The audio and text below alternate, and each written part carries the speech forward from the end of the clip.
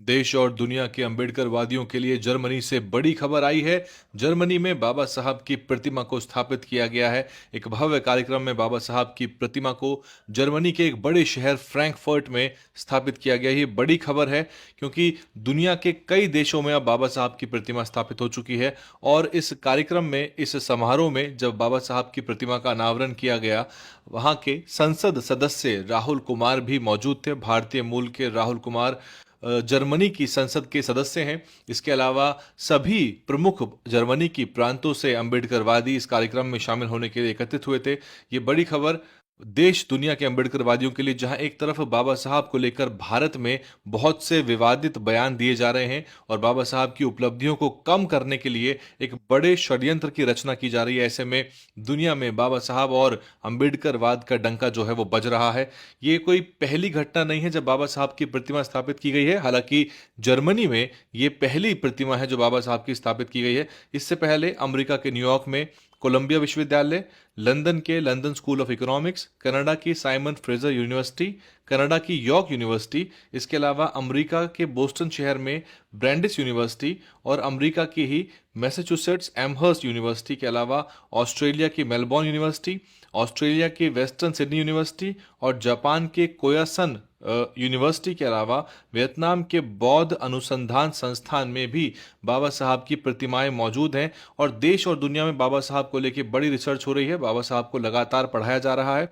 बाबा साहब के जो राइटिंग्स और स्पीचेस हैं, बाबा साहब का जो वर्क है, चाहे वो इकोनॉमी के क्षेत्र में हो, चाहे वो समाजशास्त्र के क्षेत्र में हो, इसको बहुत बारीकी से देश दुनिया में अध्ययन किया जा रहा है। साथ ही साथ बाबा साहब के नाम से व्याख्यान श्रृंखलाएं, यानी कि लेक्चर सीरीज जो है, एक तरह से जो मेमोरियल लेक्चर सीरीज है, स्मृति व्याख्यान श्रृंखलाएं जो हैं वो चलाई जा रही हैं। मैनचेस्टर की मेट्रोपॉलिटन विश्वविद्यालय में, यानी कि यूके में ये स्थापित है। इसके अलावा कनाडा के कैलगरी विश्वविद्यालय में और university of British Columbia Canada में और कनाडा की ही साइमन फ्रेजर यूनिवर्सिटी के अंदर बाबा साहब के नाम से व्याख्यान मालाएं चलाई जा रही हैं। साथ ही साथ कोलंबिया विश्वविद्यालय में भारतीय संविधान कानून में अंबेडकर चेयर भी स्थापित की गई है, जो बाबा साहब की वैश्विक विधिक मान्यता को दर्शाती है। किस तरह से बाबा साहब एक लीगल ल्यूमिनरी थे, यानी कि एक विधिवेत्ता थे। उनके पास कानून की बहुत बड़ी जानकारी थी और इसीलिए वो एक तरह से अंततः जब सभी लोग इस काम में हटते चले गए तो बाबा साहब ने ही संविधान को एक तरह से मूल रूप दिया और बाबा साहब संविधान के रचयिता बने।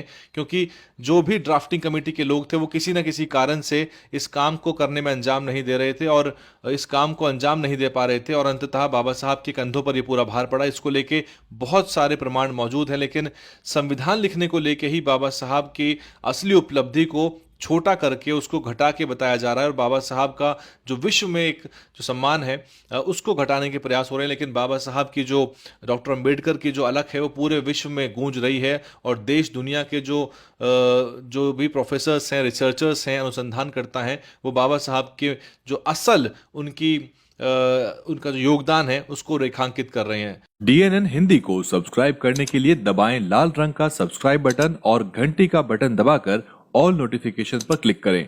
चैनल को जिंदा रखने के लिए नीले रंग का ज्वाइन बटन दबाकर चैनल को आर्थिक सहयोग करें।